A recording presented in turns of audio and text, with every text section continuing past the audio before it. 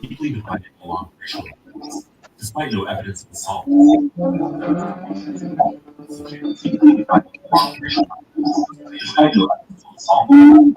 Something in the background that shouldn't be there.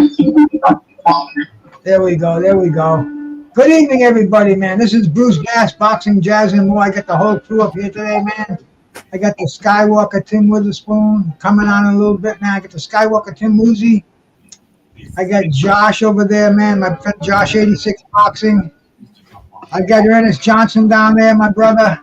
I got Vince Paris up here, man. This is the Tim and Tim show, man. And for some strange reason, we're at the Bruce Gas Boxing, Jazz, and more platform. But hey, man, it's all good. It's all love, man. Thanks everybody for falling into the house, man. What's up, gentlemen? How you doing, Bruce? How you doing, Vince? I'm fine. Later, I'm going to spar again. Yeah. Hey, so do you have a fight announcement, Vince?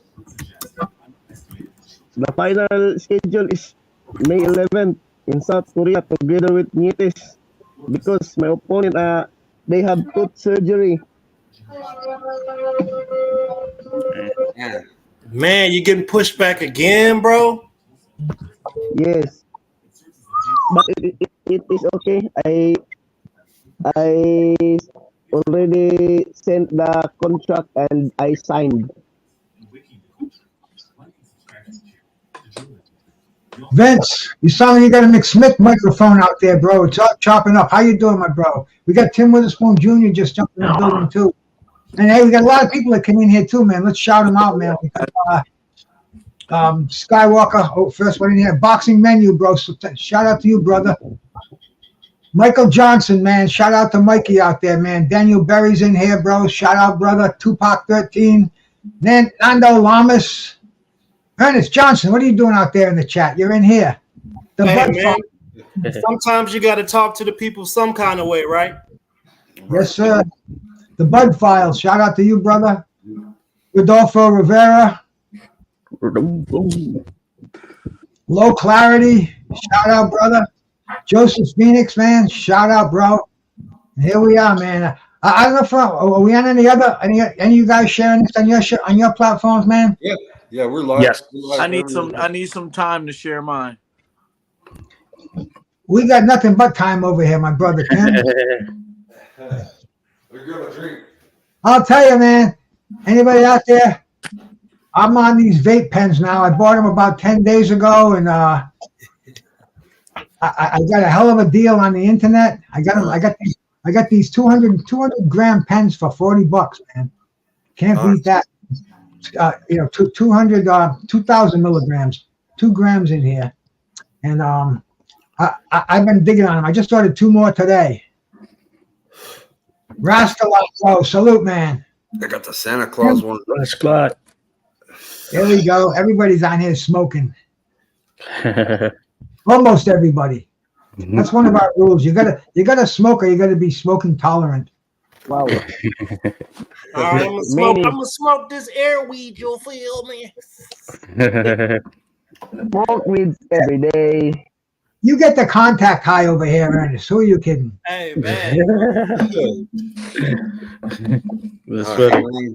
You 86 too, huh? I just have me some bubbly strawberry water, sparkling water here. I'm gonna get these wings real quick. I gotta go get some water now. Anyway, man, my glass is kind of empty. We're gonna talk about the Teofimo fight and Jermaine Ortiz since we haven't been live since that fight happened. Thursday we had Teofimo and Jermaine Ortiz, man, to go up against each other, and very controversial fight. Do you have water? Me, coconut water. Oh, you drinking coconut water? Hey, way to go! You know what's good with coconut water? If you put some lime, if you put a lime in there, and it was lime and what else? Lime juice. Yes. If you put some lime juice in it, bro, ooh. They have and then they have papaya here. Oh man, Papaya. it's got a papaya. Be like mother. Like that. I know Yeah. no one. I Papaya. know no one asked, but I'm on the T. What type I'm of on, tea? I'm on the, I'm on the team myself, brother. Mango. I drink. Mango. Big Yeah. mango. I drink like a excuse me, a raspberry flavored Lemon. herbal tea. Okay. Good stuff right there. Yeah, Yeah. you gotta straight honey. Rock Chalk, salute. Rock Chalk, that's one of your sponsors, Vince. Appreciate Rock Chalk. She Yes. sponsors Right. this. So what happened with Vince's fight? So he was supposed to have an eliminator in March. He already had one fight back out. That fight was supposed to be January. This is the second fight pull out. He says your opponent had foot surgery. What happened? Yeah. Foot surgery. Yep. So excuse me. But he signed a contract for a fight in May. With Donnie Nietes is going to be on the card. All Yeah. right. Mango, is that your Mango. mango? Big mango. That's Yes. a big Big mango. mango. So he has a little bit of like a Tyson Fury situation where Tyson got cut. Now his opponent had, but don't you think that foot surgery would be something that was scheduled or like what shouldn't the injury notification come before him having surgery? Yeah, somebody must have got some word that Vince was out there doing some damage out here in the streets. And they was like, They went all the way to surgery. They skipped the injury part. yeah. Right. Didn't Earl Spence Jr. just get a surgery or something? Yeah. He got the eye surgery, man. He got the cataracts. Yeah. No, he's fine, Rock Chalk. His opponent had a foot surgery, so his fight got pushed out to May. It was supposed to happen in March. So now he's got another fight contract, another opponent. Yeah. Udis. Salute Udis. Yodis. Also, I opened up the show kind of just talking about Thursday, man. I want to get all your guys' take on the Teofimo Lopez, Jermaine Ortiz fight card. A lot of people have been talking online, man. We haven't done a show. We haven't talked about it yet. I wanted to get your take on it, Tim. Yeah, you know that I didn't see it, right? You didn't watch it? Yeah. So, but you know the word on the street is that he didn't look that good. I can't, say that honestly without without reviewing it. But the one thing that we do know is that Teofimo talks a lot about how much he deserves this and how much he deserves that. The only way that we really can figure that out, how much he deserves, is if he puts on good performances. Now, if you had to put a money value to that performance, do you think that he deserves, what was that he was asking, 30 million or something like that to fight somebody, or some crazy number? We're not going to give millions of dollars to a racehorse that looks like he barely crosses the finish line. Right. Sometimes he looks great, and then we had the Sandor Martin performance, kind of similar to this one. Moving targets, southpaw. That kind of gives him some problems with cutting off the ring. His opponent as well, man, Jermaine Ortiz.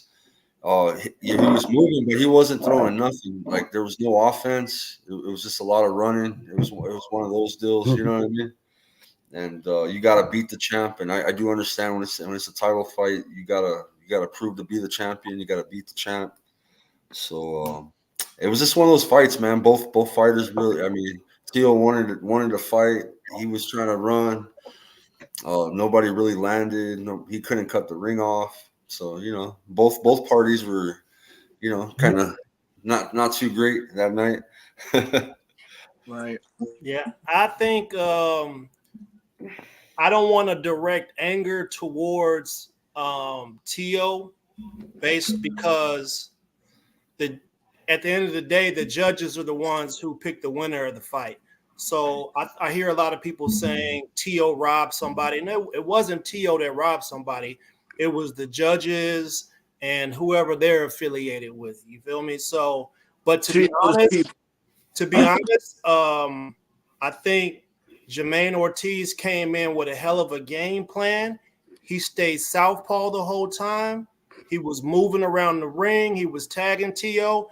To be honest, I think I might have had to fight 9-3, 8-4 at best for Jermaine Ortiz. I don't think T.O. did enough. I think Jermaine Ortiz didn't land heavy shots, but he was landing shots, and T.O. was missing a gang of shots. So T.O. got gifted, and I'm starting to understand that the business of boxing is more important than the sport itself. So I don't know.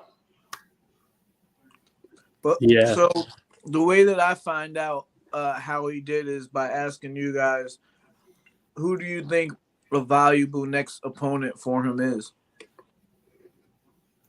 I think someone like an Arnold Barboza, he's a guy that he should face, and I think that will really bring probably the best out of him if he's able to come with that focus and that intensity and veracity that we've seen from him in some fights. And I think Barboza, he's been around, he's been looking for that type of fight. He's one, and then another one, Subriel Matias. We talked about it on my show. It was brought up.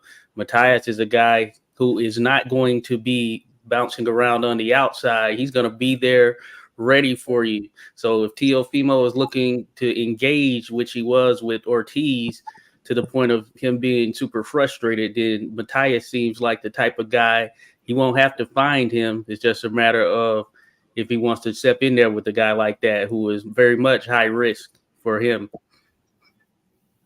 Okay, man. No, see, I saw the fight, and being a quasi historian, I always go back and compare these fights to some of the great fights that I've seen in the past. And this fight, I compared it a lot to Jimmy Young when he tried to take the title from Muhammad Ali back in May 1976.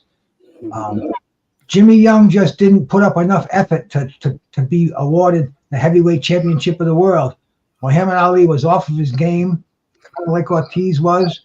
Jimmy Young had a good night, but he concentrated more on defense like Ortiz did. And I think judges favor that, even subconsciously. They kind of favor, in close rounds, they'll favor the champ. And you look at the punch stats in this fight, 60 power punches, 58 power punches in the whole fight. I mean, it was very, very underachieving, very, very underwhelming stats. I watched the fight. It was kind of putting me to sleep.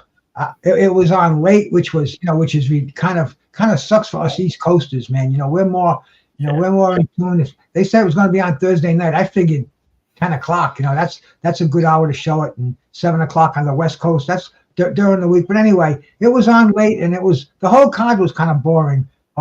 There was one good undercard fight, man, but Mason. Yeah, Abdullah Mason, very impressive. As far as where they're going to go, I see Jermaine Ortiz saying he wants to be active, and he wants this, he wants to fight immediately. He had two opportunities to fight the elite, and he's just not quite at that level. He can go see Jimmy Birchfield and get back in line again, and earn his way up maybe, but I think he lacks that he lacks that finishing ability. And when you're in fights like that, man, I mean, Marvin Hagler said it the best when he had that controversial draw with Vito Antuofermo. He said, man, you can't rely on those judges. These are my judges from now on. And a guy like Jermaine Ortiz, he can't do that because he doesn't have the punching power. So he's in kind of a situation where he's got to get to the back of the line and get in the gym, maybe reamp his power. And as far as T.O. goes, he won the title. He's got to look good in the next fight. You can't be having these lackluster performances. And especially with the money that he wants, and he's in a division that can pay real big money, but he's got to put on better performances. He didn't know how to cut the ring off. That was obvious. Everybody in the building, He wasn't listening to anybody. All he's got really is his father as his trainer. I don't know, man. I was kind of let down about at the whole thing, but Tio, he's a head case on top of it, bro. I think the man has got some serious damage upstairs. He gets through with the fight and he says to the audience, "Hey, you don't like they're booing him." He says, "Suck my D," and then in the next breath he's praising Jesus Christ and he's praising the Lord. You know, I mean, he's a whack job, bro. I think it's going to be interesting watching Teofimo Lopez. He's got great talent. He has all the potential in the world, but I think his head is kind of in a weird place right now. I told you guys. I told you before. I said, hey, I saw the interview. Tio said he was off the ayahuasca, the peyote, and the mushrooms. And he said that brought, that gave them some clarity. What I think happened is he didn't finish the process. Because a lot of people who deal with psychedelics, they start going down that lane where it take the edge off of them, and they think they got the solution to the universe. And they think they understand how God structured everything. So I'm telling you, man, if you a boxer and ayahuasca is like a cure for PTSD, bro. Like, you need PTSD while you boxing. You need it. Did Tio say he did ayahuasca? I didn't hear that. He said he did. He said he did peyote, mushrooms, and ayahuasca, and he said he even gave the place down in Florida where he did it at. That's a fairly impressive list of psychedelics, man. You know, I've done my day back in the 70s. There is one thing I will say before I give it to Tim. When you're taking these psychedelic substances, the last thing in the world you want to think about is fighting. I mean, you're dealing with emotions. You're dealing with you're dealing with frayed chromosomes. Taking that stuff. That's actually the same active ingredient in strychnine. It's not conducive to a good thing. Boxers have no way. They have no reason whatsoever to mess with any of that shit. Mushrooms, ayahuasca. Any psychedelics, it's got no place in a fighter's fucking. Anybody doing that is out of their mind, as far as I go, man. How are you a boxer? First of all, excuse me, guys. I just got home from work, so that's why you guys see me eating, being ghetto on the live stream. But how do you're a boxer, former world champion now or whatever. How do you find the time to have to get that kind of high? That takes a situation. He was retired, bro. And it takes a lot out of you too, man. You need a lot of recuperation time between those highs. And even Deontay Wilder did it as well. That's why Deontay Wilder, I felt like he did throw one kill shot in that Parker fight. It puts you at peace, don't it? Yeah, man. And now we know why Wilder wasn't being really aggressive at those press conferences. Like the old Wilder would have been like, yeah, man, when I get done smacking this dude up, I'm smack you up. I'm gonna catch a body with him over there. None of that. The perfect example of the person that did it at the right time is Mike Tyson. He did it at the right time when he needed it to help him, and now look at him. But if he would have did that shit and been the Mike Tyson now back then, he would have never continued fighting the way he fought. Right. But Shay, that motherfucker got to play. He got to playing with pigeons, bro. Yeah, get my pigeons up here. Yeah. But, he still that was his psychedelics right there at that time. That was his stress relief right there. The pigeons. Salute. Just Frank. Salute. George Frank. Salute to you, buddy. Hey, one thing I will say is so I've interviewed Teofimo a couple of times, and I'm not one who can psychoanalyze. I'm not a doctor or anything, but he seems to be an emotional guy. He doesn't act that way, I would say, in the background. It's something about, I guess, when the lights and cameras are on, it seems to bring out more of that, I guess, showman or what they call it. for him. Now, that being said, it's been a number of years since I had interviewed him. And of course, he's risen to a level and status that is higher than what it was at that particular time. But from what I could gather from him, he just seems to be an emotional guy. And I think that was best exemplified how he went about that post Lomachenko win in terms of the problems he had there with Top Rank, and that ended up leaving him out of the ring for about a year. He was working out some things with Triller, and then all of that boiled down to that Kambosos loss. And I think he's been pretty much reeling since then. So we've seen kind of an on and off version of him looking like, oh, this is that Teofimo Lopez that beat Lomachenko, to this is the Sandor Martin, do I still got it, Teofimo Lopez. I'm thinking the part of it in the background might be that do I still got it kind of battling in the background. Right. But he can't show that in that same way out here to the face of the people. That's how I feel about it. He might have been. Where does he go from here? I think that was part of the original question. Where does Teofimo, and remember, he's still a world champion. He's still considered the lineal champion, the best in 140 until beaten. Can I ask you a question, Bruce? Because you know I haven't seen this other fight that we're going to talk about, and that's Keyshawn Davis, right? Mm-hmm. And if I'm correct, he said that he wants to fight Teofimo. Now, they both fought over the weekend. What do you think about that fight, Bruce? The fight with Keith, well, he ran in the ring after the fight, and Teofimo kind of said to him, go out and get a title, and you're not going to make money off me, and blah blah blah blah. He kind of gave him the standard. You're not even in my league yet, son. So that's. I don't think we'll see that until I'm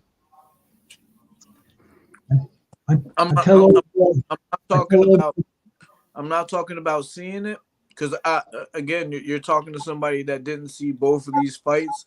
I'm asking you, how do you think that they match up?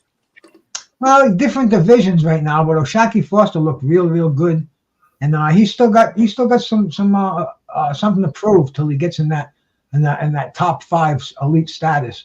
But he's the goods. I just want to see him. I just want to see him in there with some more polished opposition. He's not ready yet, bro. Keyshawn is not ready yet, in my opinion. And the dude lived right across the water from me. So right.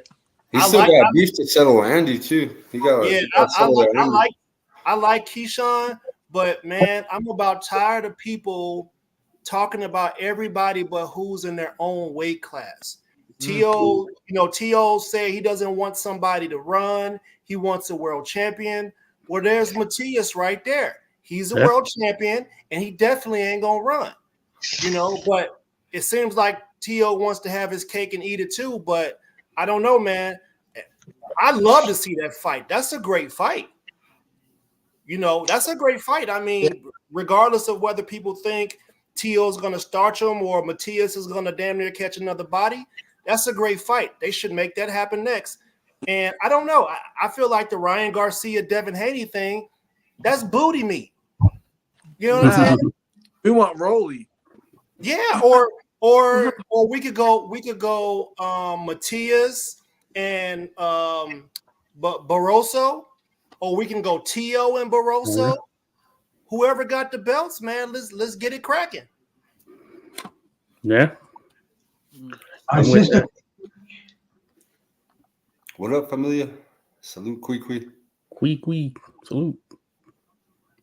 Yeah, man. Do you think that Matias is suffering a little bit of the Jaron Ennis issue with as far as name recognition? Like, we all know these people, but if you go to your neighbor and talk about Jaron Ennis or you talk about Matias, you might not get anything out of them. So do you blame Teofimo for looking over him? Well, he's in that category where he's high risk and low reward, and he is very high risk. We've seen him fight. He fights a lot like Felix Trinidad. got the devastating straight right hand, and he's definitely somebody that all the money you can make at 140, he's not somebody who they're gonna gravitate to, because like I said, man, he's somebody who's got to go out and make a name for himself. You got the elite at 140 right now, and that's who should be fighting each other. You got the champs out there. You got Devin Haney. Yeah, do you think that gives him a chance? Does it who is most likely to give Matias a chance? I'll tell you, I think he's gonna fight, bro. Believe it or not, I think you're gonna see the old man, Barrosos, get some shots. Yeah. Yeah, maybe. Man, after Rolly goes face down again, another short video. Josh, what's going on with Gary Antoine, man? Yeah, that's another one, man. Well, yeah. I like Gary Antoine. He's a dog, man. He's aggressive type of fighter. Him and a Matias fight would be a good fight. But what's going on with him? I haven't seen him in action in a minute. Well, he fought like 6 months ago. I remember it's been a while. He lost his. They were having some because his father used to be like the main cornerman. You know what I'm saying? So he passed. Gary Russell Jr. kind of took over that position. You know what I mean? And but I haven't been seeing him lately, bro. I haven't seen him fight in over a year, I think. Yeah. I know they're still in the gym. They stay in the gym. But yeah, you're right. He is another one who has that promise. I think he's 14-0, 14 knockouts right now.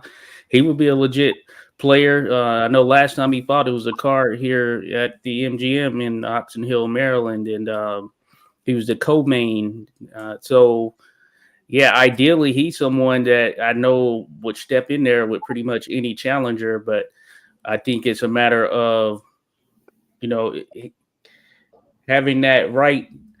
He's with PBC, so I guess you got Al, but having. I'm gonna interject that, man, because we gotta be always remember boxing is a business. Yeah. And, PBC now they're gonna be so limited in the amount of cards that they're gonna be putting on for the amount of money they have to pay their fighters. And we're gonna see this next one coming up. We're gonna see the Keith Thurman and Tim Tszyu, and from what I understand, that's kind of like a fire sale for Keith Thurman, because PBC's been paying him this money every month and he hasn't been doing anything, and now they got a chance to make some big bucks on him, and it's almost like they throw him to the wolves. I think Tim Tszyu is going to have a field day with an older, lighter weight on active Tim Tszyu. It's going to be a slaughter, but this is the big boxing. Yeah, Keith Thurman knows exactly what you just said as well, and we all know that he's at the end. He's at the end. There's not much. What really is out there for him right now, but this fight to make a little bit of cash. But I want to go back to what you guys were talking about earlier, as far as these fighters not having enough name recognition and us wanting these fights that are happening, but they're not happening because it's a business. But what do we see out there? Who's making the most money right now in boxing? People that are on YouTube, people that are on social media promoting themselves now, not waiting for the promoter to make a name for themselves. Right, so yeah. Yeah. So, but it's a whole different era right now where you can make so much money just by one video going viral. How do we help these fighters like Matisse, there's certain fighters that might not be able to might not be able to communicate with American audiences as well. But they're going to get left behind. One analogy that I tell people, is that people that wanted to stay on radio when TV came around, they got forgotten about. Yep. We don't know any real radio disc jockeys anymore or anything like that. We're all on to TV, and now TV's even getting left behind. We're all on streaming apps now. So these fighters that are out there right now that thinking that the old way of promoting is going to still work is not going to work.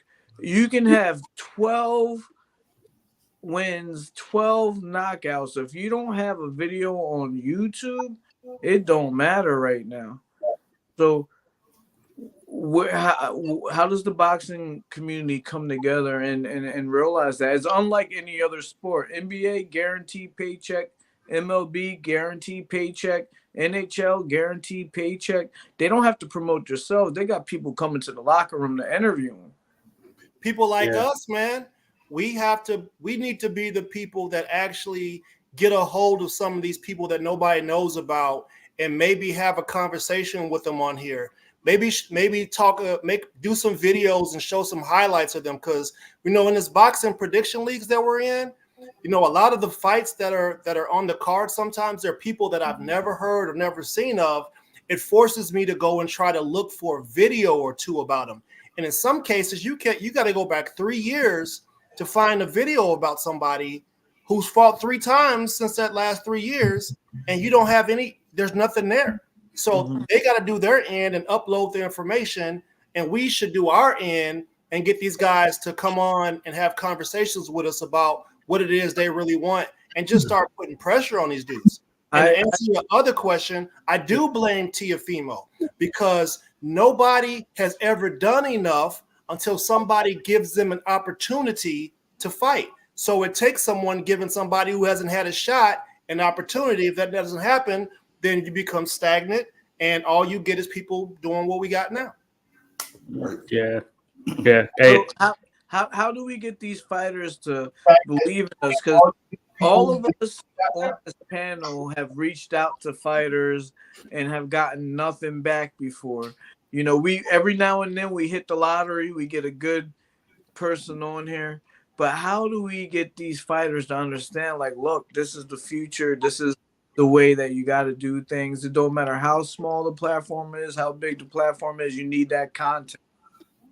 So, from my perspective, I'll say that just thinking about it in terms of just reaching out to some of these guys, I think some of it also comes down to the team they may have around them as well.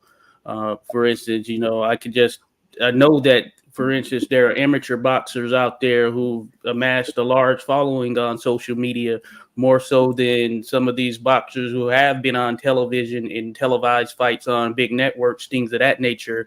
And they just seem to be geared towards, or they have the right team behind them, really pushing stuff out, so you get a better understanding of that fighter. So you just see them more out there on social media. And some of this is not even from them actually saying much on camera. It's just videos of them working the heavy bag, working the mitts, things of that nature. But they're constantly putting it out there, and they're constantly trying to draw that interest in. And I think also with boxing, especially when you take in the business side, it may be one of those things where it's kind of close knit for some. So they're usually, for some of the boxers, in order to ensure that, hey, they're not putting themselves in a bad situation, they may not respond to certain individuals unless, someone for their team has vetted it or whatnot and say, okay, yeah, you should do this or whatever it may be. But I think there is some emphasis on individuals like us or whatnot, when we're reaching out, them trying to do interviews, take advantage of any opportunity they can get. But yeah, certainly, I guess it will vary just depending on where said boxer thinks they are from a societal standpoint, or at least from an interest standpoint, versus how we view them. And that I think that's an interesting balance they can have in trying to juggle it themselves. That probably is one of the issues there. I think having the right people who understand how social media works and all of that stuff is a plus. I would invest in such if I was a boxer looking to just kind of continue to up my status and recognition. Bruce, was today or yesterday the anniversary of Mike Tyson, Buster Douglas? That was yesterday, I believe. Yesterday? Yesterday. If we had this kind of social media when that fight happened, right? Could you imagine the explosion that fight alone would have broke the internet. Yeah. Mhm. And you know the funny thing about it, it wasn't. It was like the bum of the month club. Mike Tyson was annihilating all these contenders left and right. So Buster Douglas was looked on as a real easy. I mean, you got that blood, sweat, and tears 42-1. You know, the 42-1 underdog. That the media wasn't even covering it. A lot of the publications, they didn't send reporters out. A lot of newspapers who had sports We could have departments. got Buster Douglas because nobody was. We could have got him. Oh yeah, man. I mean, this media that we have is a very powerful thing. I mean, there's a lot of fighters now that I'm friends with on Facebook that I know I'm going to get interviews with, and I'm not even going to mention the name, but some of these guys were my heroes growing up, and if this media was there back in their day, it would have made them more. You know, I don't even know how the words to describe it, but it's just a whole new phenomenon now. Like Tim was saying, we don't have television anymore. I mean, I disconnected my cable way over a year ago. It's just internet. I mean, anything we want to see on there, what's happening in the world, politics, sports, and I mean, shit, we could watch the Super Bowl live on the internet. It's just amazing. There's no need for television. It's almost become as obsolete as freaking 8-track tape players, and you know. See, Bruce, you're saying something with that, right? Mm-hmm. Here's the other issue, right? So we got to look back in history to figure out sometimes how we're supposed to move forward. If you go all the way back to the Industrial Revolution, you know, people used to do things by hand. They handcrafted, they hand did everything, and then machines came in and took over. And then a lot of the handcrafters and people like that, they lost their jobs, they lost their industry because machines replaced them. So the people who actually made the adjustment and went over to the machinery, the heavy machinery, did well, right? So let's fast forward all the way till today. People in your age group, my dad's age group, they're not really internet savvy, but they're the walking encyclopedias of the information. People need to get those guys and get them over to these platforms so that we can extract that information out of them to blend the two. And then the other thing, the last point I want to make is I believe I've been stuck on that boxing academy thing. That's a great thing. I think the young boxers should enroll themselves in some sort of boxing academy. Maybe we need to create one in the States. And in that boxing academy, we teach them about business of boxing. We teach them about promotions. We teach them about how they need to engage with their audience in order to build their brand, right? So in hip hop, people never told guys that you don't do a 360 deal. They're going to put it in your junk and you're going to be out of the industry in 1 year. You're going to be a one-hit wonder because you don't understand how the whole thing works. We need to teach the kids how the whole thing works because at some point they're getting their brains punched in and they're not going to be able to remember how to do that stuff. They only operate off of reflexes.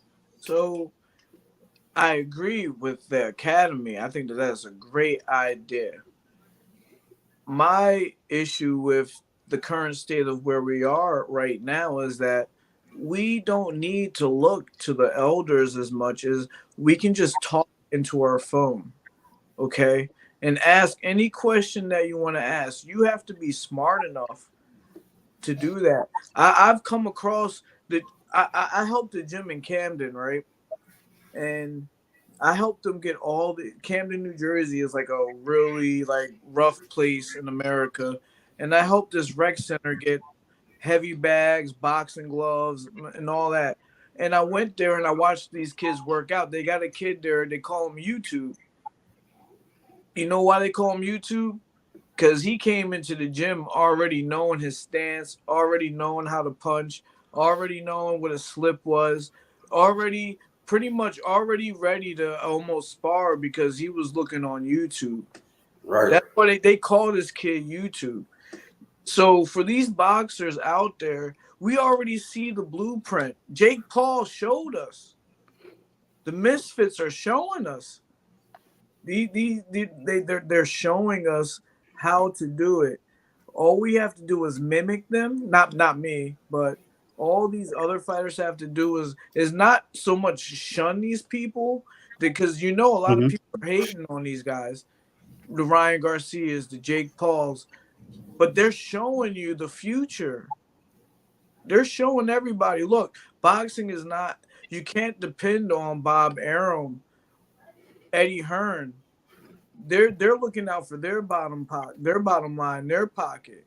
If you want to take your career in your own hands, you have to mimic these other people that you see making millions and can't even fight. If they can do it and can't fight, then these boxers should be able to do it.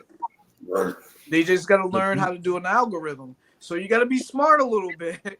They got to learn how the algorithm works. But other than that, then everything is right here. You can look to the elders for education as far as how to fight, but even these elders need to have YouTube channels. Yep. Even these elders need to be able to spread their message to people that are in China.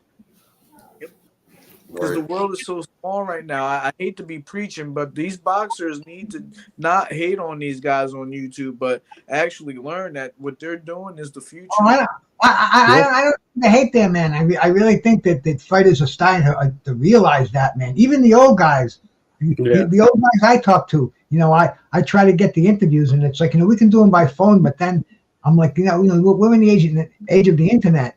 And they're like, I know, man. I want to get set up. I want to get the laptop, but it's just so hard. And like Ernest was saying, man, different generations. But hey, man, you snooze, you lose. Some people are still be on radio while we're on streaming. Hey, shout out to Pounds. Shout out to my brother L Dub. I see my man KO Boxing breaking news on there, man. Shout out to you, bro. Appreciate you coming in here, man. Hey, it's a whole new world. But the older cats, they're starting to appreciate it now. I'm seeing a lot of them on Facebook. Guys you wouldn't think, and they're posting every day, bro. They're like James Toney is putting shit out there every day. Macho Camacho Jr. And Briggs, he's big. Alonzo Ratliff, man. I put out the bugs. Alonzo Ratliff put a thing on there. No, Bruce Gas. I don't smoke those no more. I gave it up. Praise the Lord. And it's like, man, we're having such interaction with these cats now that it's a smaller world, man. It's just so much more, we've broken down a lot of borders, and these guys know they're accessible now. They can get out there. They can promote themselves. They don't need the promoters that they needed back in the 80s and 90s, because you got it right. Like you said, man, kid YouTube, he knows the way. And speaking of promoting and viral, you seen the Ryan Garcia, Devin Haney, and Bill Haney, and look at that. I wasn't even thinking about Ryan and Devin. Yeah. Now look at us. Bill and Devin figured it out a long time ago. People are soaking that shit up. Every boxing channel, bro, on Instagram, bro, has that. Yeah. I've seen that story, that damn clip about 1,000 times already. Hey, but look, we have another problem that people aren't talking about. The same way you guys mentioned how the switch from radio to TV and TV to internet, right? So what happens when someone that was someone like a Sean Porter? This will be a best example.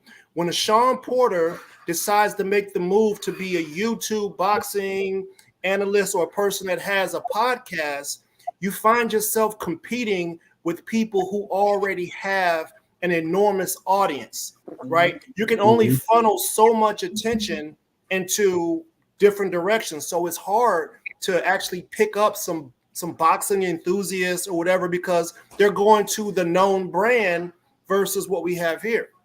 I don't, and in my opinion, there's no, for someone like Sean Porter, who is a public commentator, we see him on TV, to not be able to have 100,000 followers is is impossible. To me, I don't know, but I think that that's impossible. But at the end of the day, the internet is so big. There's so many channels out there that we don't even know that are making millions. Right. These channels that I can't believe it. You're seeing kids open up toys making millions. The other day I seen this lady shows your product for like 3 seconds, throws it away. She made like 18 million last year. The internet is so big that you cannot use that there's so many boxing channels out there already. No, it's a universe. You know, you want to think about going out in the outer space and Dude, you know what it is too? We're such a limited market, boxing. I was reading today what do they call it? The number of homes who were tuned in on ESPN to watch the fight, and it was like 500,000 on Saturday night, which that's like such a small percentage for a free world title boxing event. It's not a huge market out there. It's very, very selective boxing. What do they call that thing where they put the box on your TV and they can tell who tuned into the show? Anybody know? I have no idea, but I think I'll think of it as we go along. I think that I need to be a boxing manager because my answer to that being a small niche is why would you just, Nielsen ratings. Sound scan. Why would you narrow yourself right now into only being in front of boxing people when you can be in front of people that like to cook, people that are looking on the internet about fixing cars, or people that are, what the internet is so small. There's so many channels out there. Like, let's just say if Ryan Garcia called up Jake Paul and they were doing something about Pokemon cards, you think that Jake Paul wouldn't have Ryan Garcia on there opening Pokemon cards with him to make content? See, that's kind of my lane. My podcast is kind of like that. Do you know the Pauls met up with one of my buddies that's called the Crystal Collector, right? And those guys they went viral going to dig crystals in Arkansas, right? So his boxing crowd saw that. They're in my lane. I do cooking. I got recipes and stuff that I've been making videos about. So that's the type of stuff I'm gonna have on my channel. So I'm kind of a wide range. This is what the new Gary Gary Russell, he needs to come on your podcast and show that he's interested in cooking or he's interested in music. He might be a boxer, but he's a lot of things, and these boxers got to get out of their bubble, and it's going to generate more followers, more views, more interest. We won't have you be a Jaron Ennis or a Matisse. This is how this whole conversation started. Remember, we want these boxers to be known so some of these fights can happen. It's not the only reason. Yeah. What if one of us organize a thing that we're doing right now? The thing we're doing right now, except for one of us is actually with the boxer at their gym, or at their maybe we need to send because I mean, Josh, you're right up there in the DC area, bro. Like, there's nothing that says you can't go into one of those gyms or make contacts with one of those guys and then bring the show to them. How about this? How about this? I hate to keep talking. I'm sorry. I know you talk about him, but I know Jaron Ennis. I know his dad. I know his brothers. I have a nonprofit where we clean up we're going to do a public cleanup. Imagine having Jaron Ennis out there while we're doing a public cleanup and talking to him and him showing the world that, wow, I came up to this charity event and this is what I'm doing. I'm not saying that he don't do that. They might do that, but to do it for publicity and to create content would be great. I don't really see that much. Yeah, I mean, we need a Walter Payton Award for boxers, like Keyshawn. After Keyshawn did his victory, he comes home to Norfolk and has a huge barbecue for people. Mhm. and he celebrates them that way. But nobody's really capturing that. He Yeah. needs to be on his. He needs to be on Keyshawn's YouTube channel. Yeah. Yeah. No, I agree. I agree definitely. Yeah. So I know I'm working some stuff on the back end, and there are a lot of contacts out there. I'm in agreement with Tim. Yeah, it is a sort of large world, large universe as it relates to YouTube. So, yeah, there are a lot of people out there, but certainly I think that there are lanes for a number of different individuals. Each channel has the opportunity to be unique in its own way. You know, you're hearing a different voice. So it's a load in terms of maintaining and keeping up with it. But from what I gathered, that kind of sustains things over time. And then the part of getting the boxers on and things of that nature, there are those that will be more than willing who understand it a little bit more. And I guess embracing those guys and gals even more is of benefit as well. Those who we know want to be out there, want to be on some of these shows, and want to continue to speak about what they have going on. I think embracing them and helping them is a key piece of it as well, because like there are some, as mentioned, have reached out to. I've reached out to some before. I've seen some in person as well, and yeah, I think some of it is that kind of trust factor in not knowing a person, and that may hold some of them back. But by that same token, for every one of them, there are some others out there who are on a completely different vibe, and they're fully open to interacting and being involved in things of this nature. Yeah. So, John, Yeah, subscribers. what do you think us as? Because I look at me, Bruce, Skywalker, you, Ernest. I look at us as journalists. Yeah. What do you think that us? We've been honestly holding ourselves accountable this whole conversation, but what do you think us as journalists could do better specifically to capture some of these people?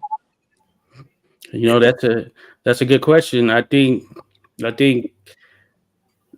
just making it sort of a welcoming situation, and that's not that it isn't. I think just making it a welcoming situation as more boxers start to see maybe some of their peers, things of that nature, start to appear on some of these channels, then I think that's how some of that word of mouth spreads about and more are willing and get engaged with doing such. I think it's one of those situations, you know, as they say, the slogan or the saying is you can lead a horse to water, but you can't make him drink. I think as long as we continue putting out the content that we're putting out, if you build it, they will come, that type situation. I think that kind of plays into it as well. And then the collaborative aspect, I think that adds a piece, because oftentimes you'll have some who are really just focused on kind of doing what they can do for their own channel or whatnot. But here, the environment has always been, hey, we're open, bridging the gap in some sense. So we're doing a panel, everyone can be involved. And I think that helps to kind of usher in a means for which some of these boxers, some of these others see that, hey, we do have a number of channels, a number of individuals out there who aren't necessarily just looking to take advantage. They're really true stewards and fans of the sport. So, and they're really providing true journalistic input in that sense, because I think that some of the big names you see on the journalism side, a lot of it is geared towards kind of just breaking news first, but this is really the grassroots level we're here at right now. So our intent is not to say, oh, such and such is going to fight someone and be the first one to say it. We're really just trying to have conversations with these individuals as people, you know? Yeah. We got to get some boots on ground, bro. Well, we've had a lot of luck last year, man. We had a lot of world champions coming in, hanging out with us, coaches, trainers. Lately, I know we've been kind of 2024. We kind of been slow starting. I think the issue with that, man, I think it's all networking, man. A lot of the connections we made, man, is the viewers, man. We're nothing without our subscribers, and everybody's got connections, man. So Yeah, that's any suggestions for the show? I have an email. It's linked in my description of my YouTube channel. It's skywalkerboxing@gmail.com. Everybody has a way to contact everybody, right? So that's the best thing, man. Is connections, word of mouth. We just got to get out there more. Skywalker, before I leave, my last question is for you though, because you work really hard with trying to get guests and really try to bring people on. I know that I've asked people that I fought before to come on the show. Yeah. and Yeah. and it's been hard to get them to come on the show. You know what I mean? What would you suggest to the person that is in our position trying to get these interviews that come up with situations like that? What would you suggest to them? Because we also need something to keep us going as well. You know, it would be easy for us to say, damn, nobody's coming on our show, let's just give it up. What do you suggest for a podcaster or a journalist to keep going and keep persevering? Man, I think just thinking outside the box, doing stuff different, unique. I mean, eventually, you know what I mean? Like I like the aspect like Ernest was saying, like we need to go mobile. I've done that before, but at the time I didn't have the right equipment. I've been to a lot of events. I was in Vegas and I had my cell phone. You know what I'm saying? With press credentials, you know what I'm saying? Here I'm just taking pictures with my phone. But if I had a better camera or, you know what I'm saying, an extra person, that was through PBC. That was Magnum Media. That was my first press credential last year in Vegas. You know what I mean? But I think that we should cover the gyms. Like you're in Philly. That's the mecca of boxing. Yeah. He's in DC. He's up there by Tank and Gary Antoine. Bruce is up there with Demetrius Andrade, and who else? Who else is in? You got some good up and coming fighters out of Rhode Island, right, Bruce? Oh, a lot more Hall of Famers, the guys I hang around with. You know, the Vinny Paz's, the OGs, Sandman Parker. You know, all the cats up here. And hey, let me shout out OTB Boxing, man. Thank you for coming by. But KO right there, he's got the answer, bro. Just ask him, man. Even the outstanding amateur and upcoming prospects, because man, you know, like you said, this is the way of the world right now. Everybody's on YouTube. 37 million YouTube channels out there. There's something for everybody. And hey, man, right now we're networking 1, 2, 3, 4, 5, 6, 7, 8, 9 different platforms right now off this show right here. So we just get them out there. We say, hey, listen, man, we got about 500,000 viewers out there combined watching you. So get on here and get with the program. Well, you know, journalists are ambitious and aggressive, and they're determined to get to where they're going to get to, right? So to be honest, like I go and watch a lot of different people's platforms. I make sure I speak in there. If I could donate something to the cause or whatever, if I got to go crack a couple jokes or something so my name gets out there, you know what I mean? They're going to be like, okay, that's the guy that's always cracking jokes. Or that's the guy that has a different opinion from anything we've ever heard before, right? And then next thing you know, you're plugged into the matrix. So to be honest, man, like I'm ready, bro. I've got equipment. I've been building it up. I've been working on a lot of stuff. And if we need to start getting some boots on ground, start getting some credentials and things like that, then I think we're getting close, man. We just got to. I'm not losing energy. I love what we're doing. You know, I feel like we're gaining energy, and there's some stuff that I'm working on that I can't talk about right now until it's done because people steal ideas, and I want my ideas to be protected by, you know, my official LLC type deal. You get what I'm saying? Mm-hmm. So when I announce something, it's going to be because it's backed by an LLC. I've gone about it the right way. I have it in writing, and it's not for me. I want to give credit to the people, you know, that are in our chat, the people that have helped us get there, and I always do that. So I think as long as we're doing what we're doing, we're working our way towards the right direction, and we will get a break one day. Ernest, just don't forget about me, Ernest. All right. I ain't forgetting nobody, bro. I had one quick thing, and this is a good question for you, Tim, because I'm thinking about it. Like around here, I'm involved with the amateur boxing. One of the things we're starting to do is get we're going to start filming a lot of that content to get these young boxers used to going in front of people, doing interviews, things of that nature. Now, for a person like yourself, of course, your father fought and all that, so I'm sure you were used to media, things of that nature being around. Did that make it easier for you? Like if someone is approaching and wants to talk and do interviews and things of that nature? 100%. Imagine being like 13 years old and you're sharing the elevator with Lennox Lewis. He has a fucking monkey on his shoulder, and you're imagine being 16 years, or I don't know how old I was, going to Madison Square Garden, seeing Paulie Malignaggi warming up in the tunnel before anybody knew who he was, Right. or going into the Klitschko's dressing room just to shake their hand, and they're not letting anybody really in, but you get to go in. That I 100% have been privileged in that way, where I've seen, P. Diddy, Sean and Marlon Wayans right sitting next to me. I've met Evander Holyfield. My sisters have pictures with Mike Tyson. That, to me, talking to people, doing what we're doing right now is not really an issue.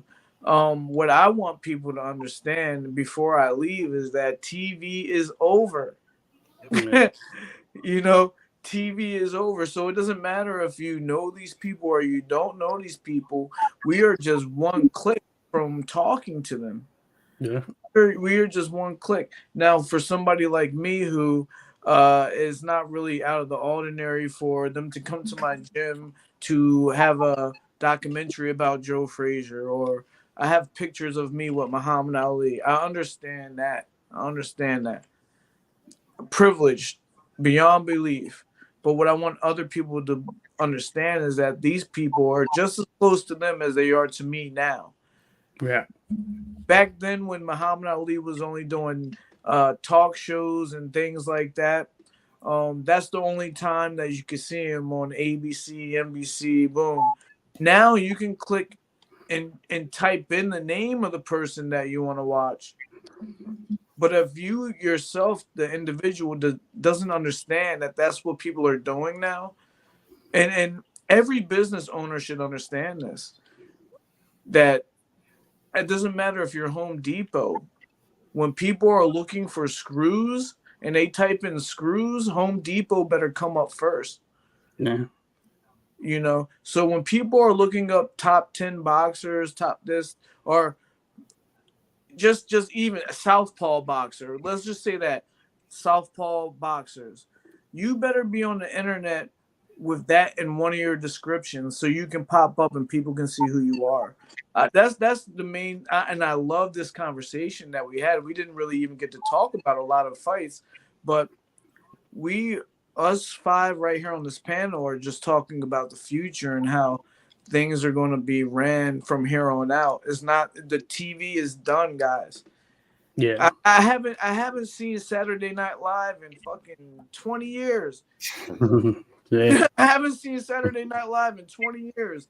It's still there, but you're more likely to be seen on was it Eli Setback's? Ellie Setback. Yeah. You're more likely as a boxer to be seen on there than on Late Night with whoever. Yeah. That's just my opinion. So, guys, radio has been dead. TV is dead. Just know you can still do those things, but your main focus should be right now what we're doing. Podcasting, getting that content out. Guys, I'm out. All right, Tim. All right. Tim. Thank you for letting me take all the talk time. I appreciate that. Yeah. Young Terrible. I'll talk to you next time, brother. All right, guys. This is good stuff.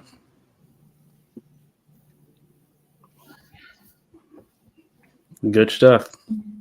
Yes, sir. Definitely. Hey, listen, man, we gotta chop this video up and share it and get it out there on different platforms and let people see, what our true intentions are.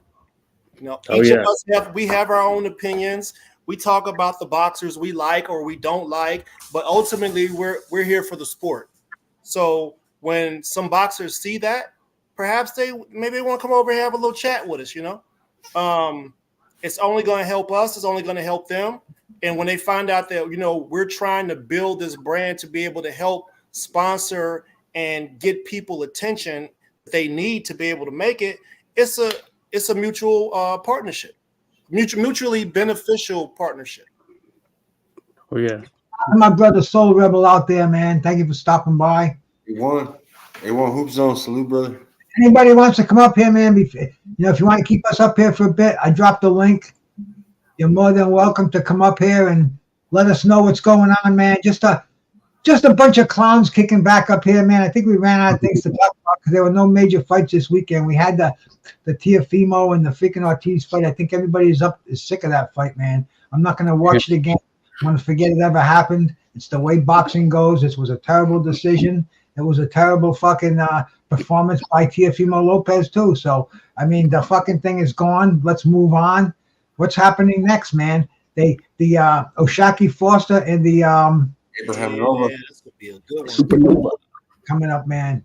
You know, that's another one, bro. We have Bobby Benton. Oshaki Foster's trainer. Bobby Fucking Benton. Bobby Benton, right, man? He's been over to the tavern a couple of times. I talked to him up there with Mad Chat maybe a month or two ago, man. This guy's a world champion, fucking supernova. He looked good in all his performances, except who did he get knocked out by? Was it Robeisy Ramirez?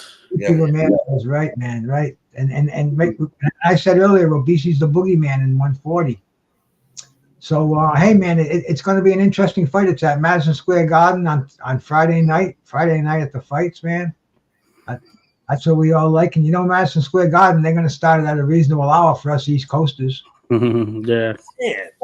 So this weekend, one of my best friends, his daughter, she's a gymnast, and like last year, like these girls were 7 and 8, and they were the best in the country. They're out of Bowie, Maryland. They're like one of the only black gymnastics clubs in America. And these little girls are, man, they're the future of America. They're the Olympians. They're going to be sweeping all awards like they have. Like I got so much video on them. If I wasn't doing that event this weekend, I most certainly would try to get up to NYC, up to the Garden to get some video on that. Man, if one of you guys can get up there and, you know, get some film out there, maybe talk to a couple people, man, that'd be great. You think that event's gonna go on, bro? Like it's some nasty weather that's gonna be rolling in. Oh yeah, tonight it's gonna start at It's midnight gonna be tonight. nasty. We talking feet of snow. Oh yeah. Excuse me. Oh, so here I haven't looked at the weather there. Man, if anybody wants to cash out me, let's see. Me and the old lady go to New York City for a couple of days. 1,500, 2,000, right in that neighborhood.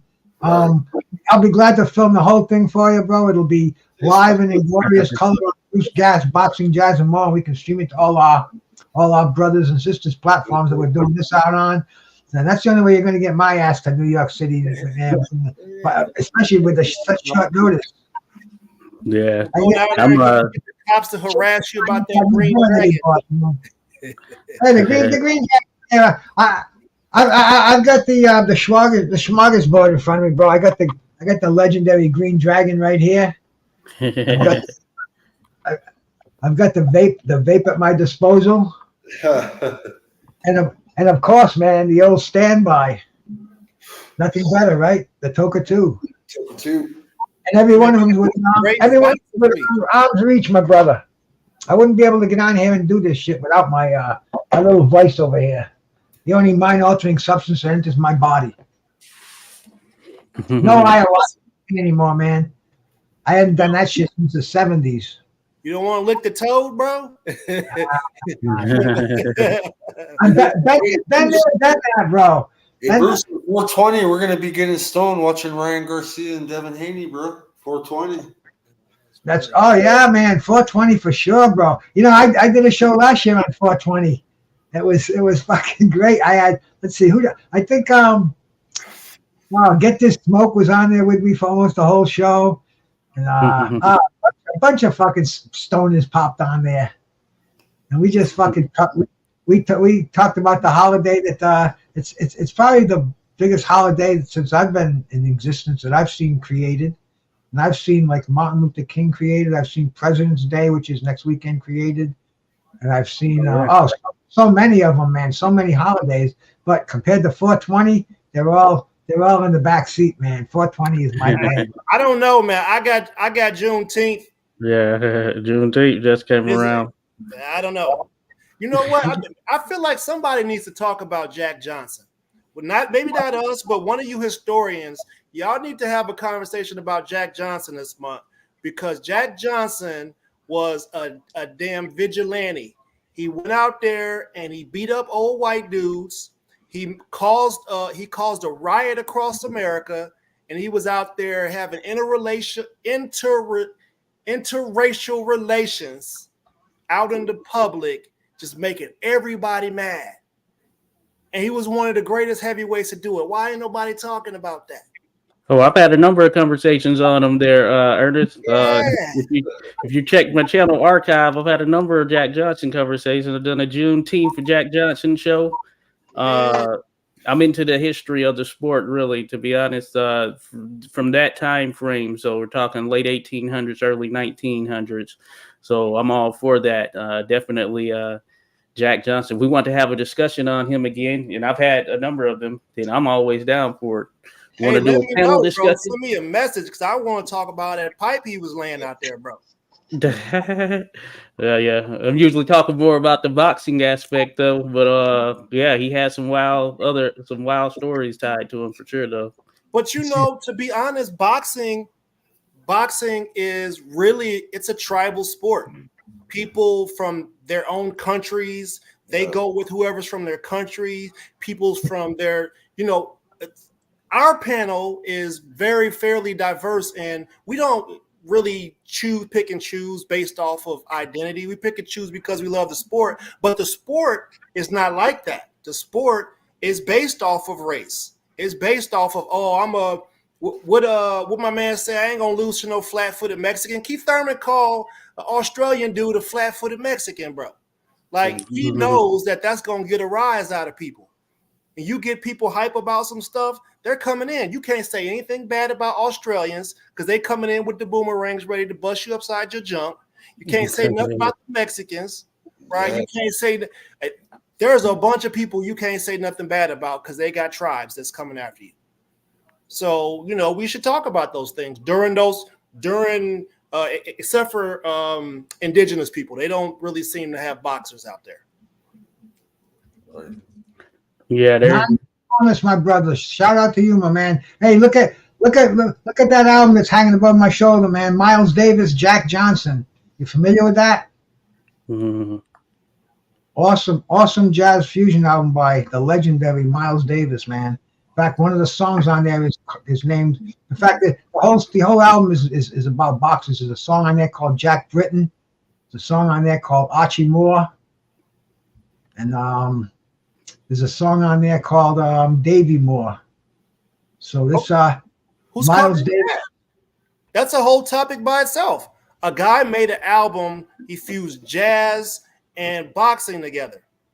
That's your lane, right? That's boxing, jazz, and more? That's a classic jazz LP, bro. Miles Davis, and I talked to Archie Moore's daughter. Miles Davis used to come to Archie Moore's training camps just to play the trumpet while Archie hit the speed bag. Then he'd hit the heavy bag and he'd play some blues. But jazz and boxing go hand in hand, man. That's why I'm Bruce Gass, boxing, jazz, and more. Because shit, you watch Sonny Liston hit the speed bag to Night Train by Charlie Parker. I mean, that's just a classic fucking testament to boxing and jazz right there, man. What do we have modern? Was it Jadakiss? Hit him with a left, hit him with a right, like Fight Night. You know what I'm saying? That was who did the that? Migos actually right there. Okay, yeah. You see what I'm saying? What you're saying. So we only have one example of that.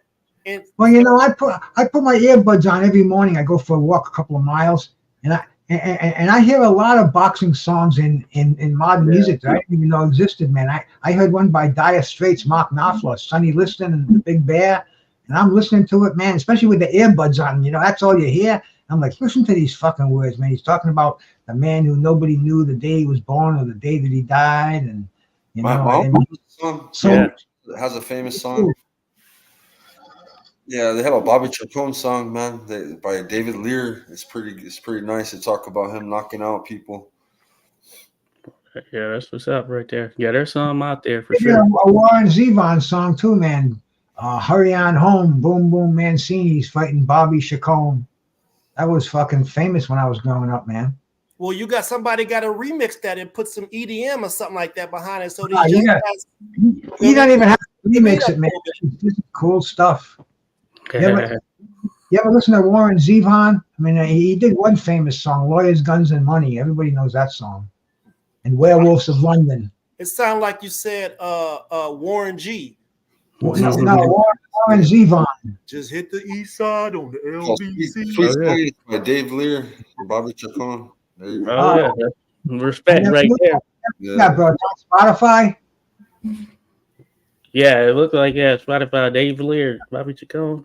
Yeah, see, like we're talking about how this social media is. I don't listen to radio anymore, but I listen to Spotify, but I don't buy it. I take the free version, and you listen to like a commercial every 3-4 songs, just like the old radio.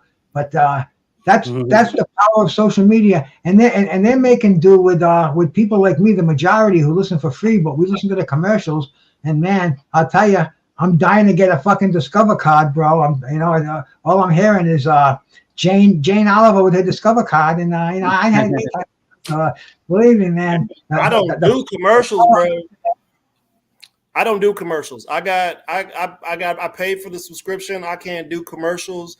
And to be honest with you, I kind of get mad when some of us start doing a commercial in the middle of the show because I'm paying not to be advertised to. Right.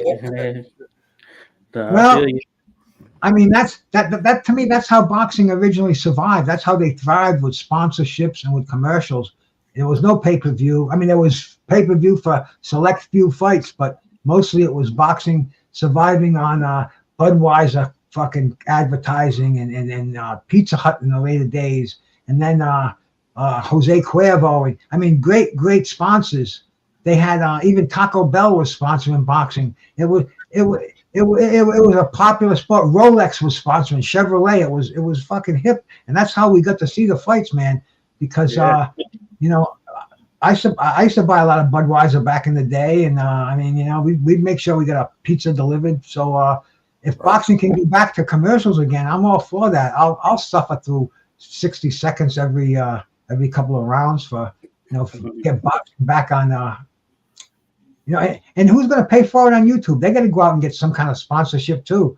I don't know, man. We just make our own commercial, bro. Be like, hey, the Negroes are coming to steal the Mexican women. They're gonna take them all from you. Make some dumb commercial, and next thing you know, Nah. I'm serious. I'm serious. on the ring, bro. I'm serious. We can pay for this content without paying out of our pocket. We can pay by supporting the sponsors. That's all I'm saying. Because most people, they can't afford an extra. They can't afford to buy the premium services. Man, the town I live in is blue collar. People are fucking broke. Yeah. Yeah, NASCAR got a lot of money, and they do like mad advertisements on. They got so many sponsors, and that's what boxing needs to do. You know what I mean? Just a lot of sponsorship, a lot of big sponsors. That's how they thrive. Yeah, I think they do. You see it. Some have them on their trunk. I think that still is what pushes some of these fighters through camps and all that stuff. Probably some more so than others, but it's something that is still around. And unlike, say, the UFC, for instance, where they've kind of taken it and made it more of a conglomerate effort in terms of they control the sponsorships. Now, boxing, you still have the ability to do so yourself. It's just a matter of just being linked with the right companies and all of that stuff, and but showing that stuff is real benefit. issue, Josh. That stuff is real funny, man. I used to set up like concerts and stuff like that and try to get some people from famous artists to come and do a show somewhere. a comedy show or a musical show. And bro, if you don't have the right, you need somebody that has the complexion for whatever it is to be able to get that sponsor, right? So let's say I'm the face of something and I'm trying to throw a festival in this town and Budweiser is in this town. I go to Budweiser like, hey, look, I'm going to do this large event that involves all this stuff. There'll probably be about 15,000 people that show up, right? But because I look like I look, oh, he's not going to be able to pull that off. He can't do that. You have to have somebody that you have to have a number of different people who are able to go in those doors and get those people who have the bag to actually come and do this, because it doesn't hurt them. It's a tax write-off for them. But if you can't communicate with them properly, they're not gonna let you get in there and start making money. It doesn't work like that. So Canelo has Hennessy, right? You know any Mexicans that drink Hennessy? They like Buchanan. Be real. Do you know any Mexicans that drink Hennessy? Yes, man. Yeah. But Canelo got Hennessy. They know they can make some money from him. But Mexicans ain't buying Hennessy, bro. The cervezas, you feel me? They drinking that. No, Canelo's a global star though. That's why though they could do it. Yeah. You know what I'm saying? But you see people like Ronda Rousey and what's my man name? Conor McGregor. Those guys had like Apple deals.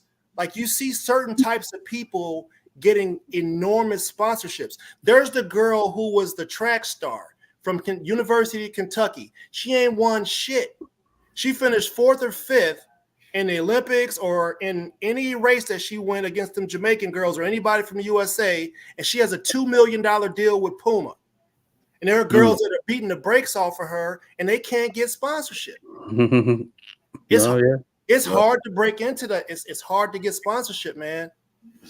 Yeah, it certainly can vary, but yeah, I think having some of it comes down to that team networking and who you know can come into the fold a good deal as well. That's how some opportunities come about, just knowing a person who sits in the right rooms, etc.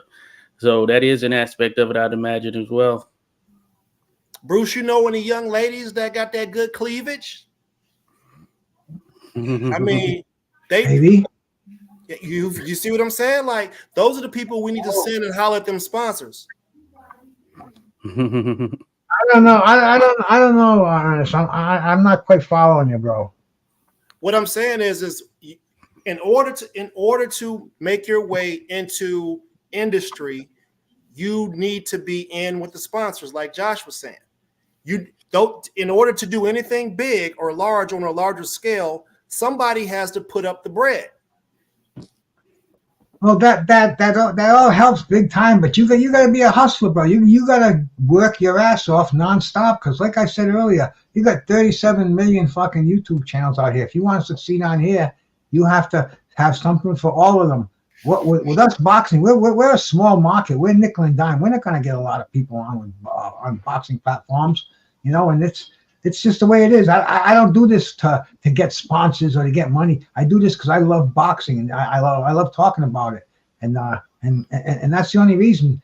I'm not on here looking for anything, man. If I got 2 people in my room right now watching it, I'm doing good, man. That's the way that's how I feel about this, bro. And getting people on here. I love getting boxers on here. I love people involved in the fights. We do it all the time with the Tim and Tim show, man. We had so many of them last year. I can't even remember half of them. I'm seeing them fighting. I'm saying, did we talk to that guy? Oh yeah, man, we did. Skywalker always reminds me. He's my guy for my short-term memory loss over there. So good. We talked to a lot of people, and I know this year we kind of started off a little slow. I've been busy with work. Look at my fingers, bro. I got climber's fingers. Look at that. I got busted up pinky and. but what I'm saying is, I've been busy. I don't give a fuck about sponsorships, man. I don't give a fuck about any of that shit, man. It's media now. It's either gonna sink or swim, and you got to be a hustler. You got to go out there and be a pioneer in this new shit. You got the winter, bro. Springtime is a new year. But look, I mean, so peep game. So we're showing these fights, right? But those fights ain't free. Me and Skywalker are paying for a subscription that's allowing people to see pay-per-view events. Yeah. You know what I'm saying? But see, you're doing that. But this whole internet, I can go to 5 or 6 different sites that I know to watch any pay-per-view out there or any fight. I mean, I had to go to those sites to watch ESPN because I don't have TV. I had to go to the same sites I watch Floyd Mayweather and Manny Pacquiao on to watch Teofimo Lopez and Jermaine Ortiz on. And it's the way it is now. And if you can figure out a way how to make money with that, then then fine. But as far as paying for fights, there's some good guys like you and Skywalker that'll do that. And why I don't know. But hey, that's your thing. But there's the majority of people. They're streaming these fights, man. It's a fact of life. And the sites haven't closed down. Nobody's threatening to close them down. There's no I don't know, man. It's just easy to do. So what's the majority of people going to do? I don't feel like I'm stealing from anybody, first of all, because I've been watching boxing like this all my life. And if I didn't watch it, the only ones that would be hurting is the people that I give my opinions to on YouTube that dig how I can break down fights. And I don't have to know to watch pay-per-views, but if I don't watch them, who's it going to hurt, man? And that's the way the whole world is. We're in the internet age. You can watch anything you want. Anybody who buys a porno, anybody who pays for porn is out of their mind. I mean, anybody who pays for music, I think, is a little soft. There's just so much stuff and it's free. But look, all those things are coming to an end, Bruce. Yeah, come on. Hey, in Virginia, you can't look up no porn in Virginia. All porn is blocked on the internet in Virginia. Really? You have to. We had a Republican governor, and they was by the grace of God, I can't have them guys looking at black guys cucking our women. No more porn. You can't do those things here, bro. Bruce. Anybody I'm gonna go look at my phone after this. I'm gonna find somebody from Virginia. I'm gonna see if they can get Pornhub. I'm telling no, bro. They did pass something. They for sure passed something. I think what it is, you have to create an account and be logged in and verify you're 18 years old. You gotta do that around here too, don't you? No, but listen, I'm in the Commonwealth. Even on YouTube, you got to prove your own going to watch this. Put it in Pornhub and it won't pop up. You can't, bro. No, they passed something. I know they passed something. I remember hearing about it. Guy. That's the most popular one, right? So hey. Yeah, listen, man. The people who are at the top making the money, who control cable, are finding ways to kill this shit, and eventually they're gonna have some AI generator, and it's going to tell them how to not kill all this shit. I do think that they're looking for ways to get money or generate money. You're thinking about the Viacoms and all of that. That's why we're seeing more of the streaming pop up. I pay for like ESPN Plus, the Zone, the fights there. I know in some capacity it goes to the fighters to a degree, but the networks, they get their piece of it.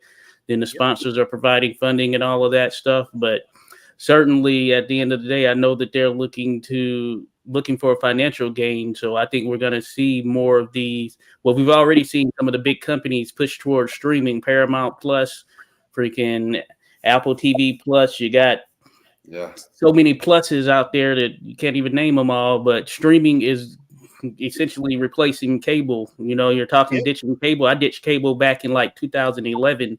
So I've never had it since then. And I had already just moved to streaming everything. And now the difference is, of course, there are more streaming platforms out there than it was then, and they're starting to split themselves from each other. So therefore you're paying $7.99 here, $10.99 there, and then they're looking for ways to certainly recoup that funding in some sense. We got a little argument here. Jay Gibson said you can get it on there. It's blocked. I'll say one thing, man. I'm not going to go back and forth with you guys, but the internet is undefeated. That's all I have to say. Yeah, that's true. It is. Hey, you guys haven't ever seen it where if you have Verizon and you're on the TV and you try to go and you try to go onto your laptop and maybe go stream something, a pop-up comes up from Verizon saying something about that what you're doing is illegal and this is your first warning. I've had a couple buddies here in Hampton get their accounts restricted from Verizon. They had to go get another internet provider. They know better than to fuck with me, bro. I'm the king of streaming anything over here. I pay for basic cable and that's it, and I get anything out there that I've been stream watching The Sopranos. I never saw that when it was on in its run, so I watched. I've been binge watching like the whole 6 seasons. I'm up to the episode 1 in season 6, bro. And this is the way of the world. It's a whole different world. You don't have to pay for anything as far as entertainment on your tube in front of you because it's all internet, a fast connection. And you can bypass those little skimpy roadblocks that they put up. You get a VPN, they don't know where you're coming from, man. They think I'm broadcasting out of Tokyo, Japan over here, man. I mean, it's and the VPN is free on top of it. I don't pay for a VPN. I get a free version of it. Anybody wants one? I'll put it in the chat right now, man. Get yourself a free VPN on Bruce Gas. Hey Bruce, I got a detractor over there. Let me share my screen real quick.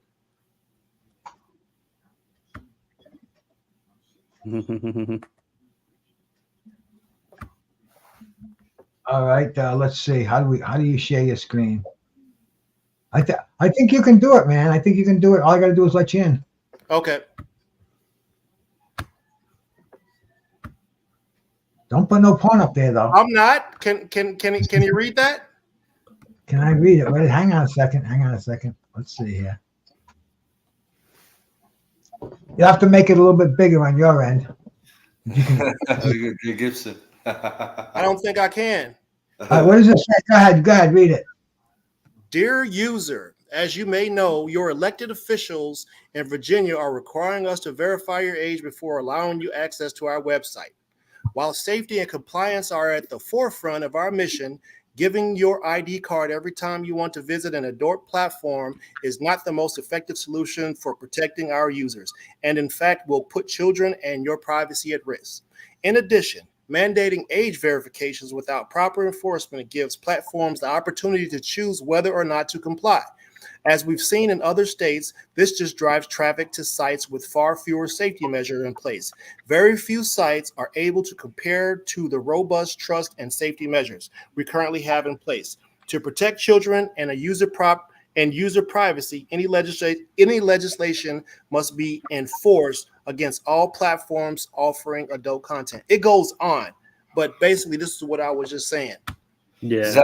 Does that pop up when you type in Pornhub? If you type anything, bro, that's because you just said you have like AT&T as your service provider. No, I have Verizon, but I'm Verizon. Okay, same thing. But Jay Gibson's got cable. He uses Cox, and he doesn't get that problem. So I don't know what to tell you, man. So you. It's not that you can't get into that site. What do you have to do? What circles of fire do you have to jump through to do it? I ain't jumping through nobody's circles.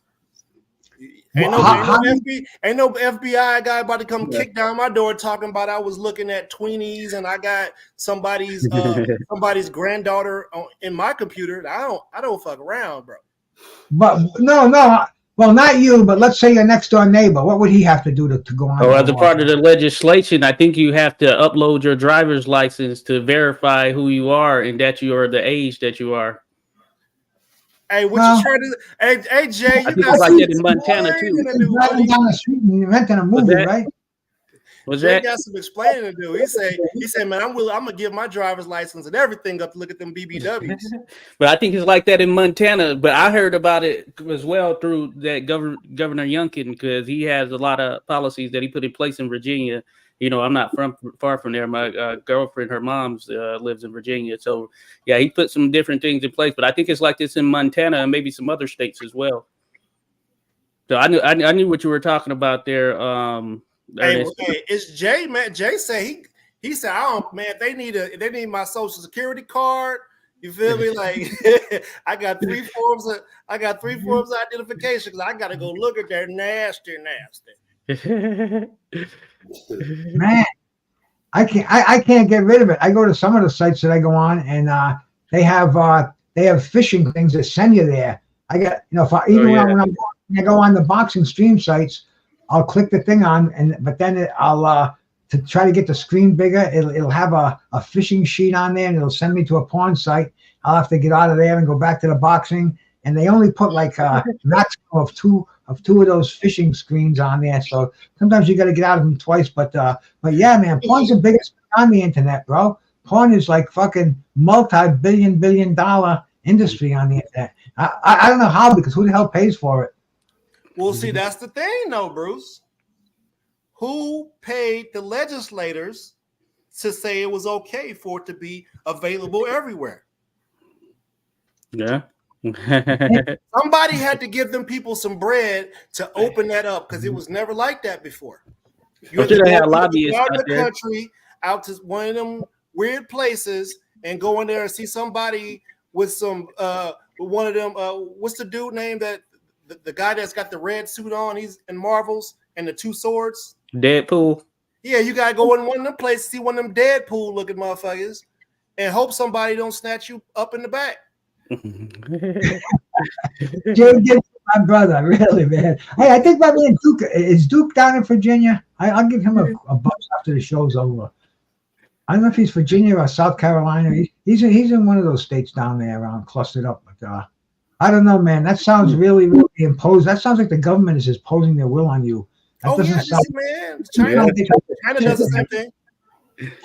I don't think that'll last long, man. That must be some fucking. Oh, it's lasted, bro. That shit went into effect like last year in January.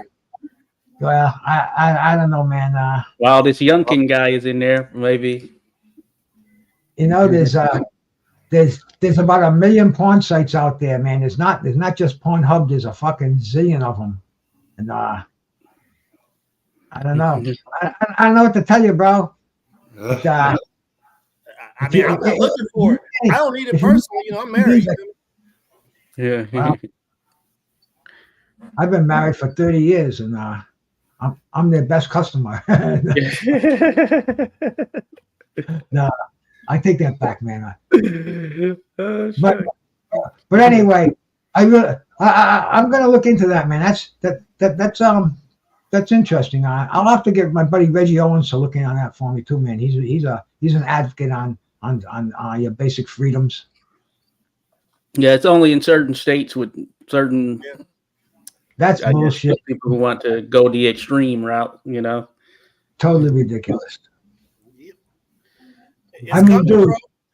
So China uses the facial recognition software. Oh yeah. And if a person, like let's say the light, how you got to push the button across the street, and it's supposed to give you the hand or the green light to be able to walk across, or the little white light to walk across. If you cross that street and that light's red and you don't got the white walk, they do something to your social account that takes money from that stops you from being able to live, basically. I mean, it's like your life is on a credit card over there. And when you do something that violates whoever set up whatever rules, you get punished for it. Where's this? China. In China. Yeah, they're big on the surveillance. They've sort of implemented a number of things here over the last several years. They had that surveillance down the street from me, man. Some jerks dumped a bunch of carpet down on the beach, man. Slobs. Oh, I see that. I put it on Facebook. Yeah, man. It's like those are I've been telling the guys that work for the fucking town, I said, you guys got to put a camera down here. You got them all over town, everywhere else, but down here, first of all, they make it difficult to dump shit like that. You have to bring it to the landfill certain days of the week, certain times. Oh, yeah. I think extra for back in the day, you could just put that shit in front of your house. Once a week they came and they took it away. But now you gotta fucking like everything else, man. And you gotta give me a fucking birth certificate practically. So I took a picture of it. I put it on Facebook. It was gone the next day. I put the little caption under it. The people who did this are slobs and should be prosecuted, but the town doesn't make it easy to get rid of stuff like this. They probably stole it from somewhere and somebody was looking for it. And so no. It was somebody installing carpet in their house or in their business. And this is the stuff they pulled up. They had to get rid of it. They had no place to dump it. So your state doesn't pay people for copper? Cop it. Oh, I thought you said copper. No, cop it. I'm sorry. Oh yeah, y'all knew. Yeah, they were just dumping. It was earth pirates. It was fucking pigs, you know, fucking the goddamn worst people in society. I think people who litter are committing a sin against God and nature, and they will be dealt accordingly in the afterlife, man. That's how I feel about litter bugs. But like I said, man, the town doesn't make it easier. There's no excuse to do that, but the town should take a lesson by that and say, hey, listen, man, you know, once every 2 weeks, you can call us up and we'll come down and pick up the shit that, you know, if you got a bench, you want a picnic table, a fucking TV, try getting rid of a fucking old TV today. Forget it, man. Hey, Bruce, there's some dirty people out there, man. So not too long ago, when I was working for Philips up in the DC region, you know, I lived in probably one of the top most affluent black areas in America, where there's like, you know, $1 million homes and shit like that. Dirty people would go and take their trash and drive to that neighborhood and try to dump it off on the side of the road, bro. There's some nasty motherfuckers out there, man. You got hoarders, and then you got people who take their trash to other people's places to make it look bad. Yeah. Yeah. It's crazy, bro. Yeah, man. What type of person takes their trash and drives it all the way across somewhere to where somebody else lives at and dumps it? Retards. Yeah, craziness. Yeah. Hey, I'm about ready to jump off, guys. You guys want to close it up or what? We've been on it for I'm good. Hey, salute to Graham Fishburne coming in. Thank you, Jay Gibson, for coming in. Thank you, everybody, for tuning in. Yeah. Thank you, everyone who dropped by. 86 Boxing and the panel. Yeah, hey, my man Jay, man, don't be giving up your credentials, bro. It ain't worth it.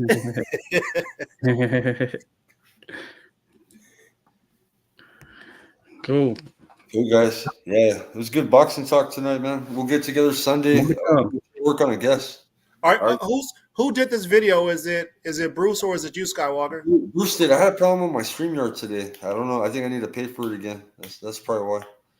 Bruce, can you chop it up so that we can produce a version of where we all were talking about boxing and stuff like that? Can I tell you an easy way to do it? How I do it? I don't know how, man, because I did an interview with Leon Muhammad the other day, and then I called a fight after that. And I want to get the interview I did with him and make a single video out of it. You have to show me, Skywalker. Screen record the YouTube video. Go back on the live and screen record the clips that you like.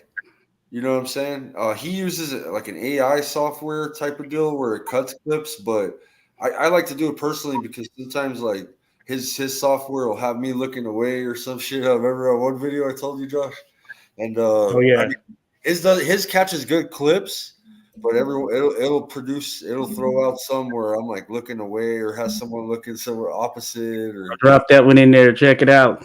Yeah, Opus Pro. That's the one. It catches clips, but you gotta filter through them, man. Pretty much. Yeah. Some you have to go back and edit and all that stuff for sure. I gotta figure out how to do that, bro. Because like I said, man, I got this real cool interview with Leon Muhammad. Yeah, check that out. I dropped in the chat there, Bruce, and it's like a straightforward means of going about it. But yeah, some of them you do have to correct a bit. Yeah. Well, see, it's a 5-hour stream, and I want to cut the first hour out of it. Salute my brother Mark Nash, man. Thank you much for coming by, but we're out of here, man. Okay. Anybody want to say anything before I pull the plug? Cool. Peace. Thank you. Peace. Correct.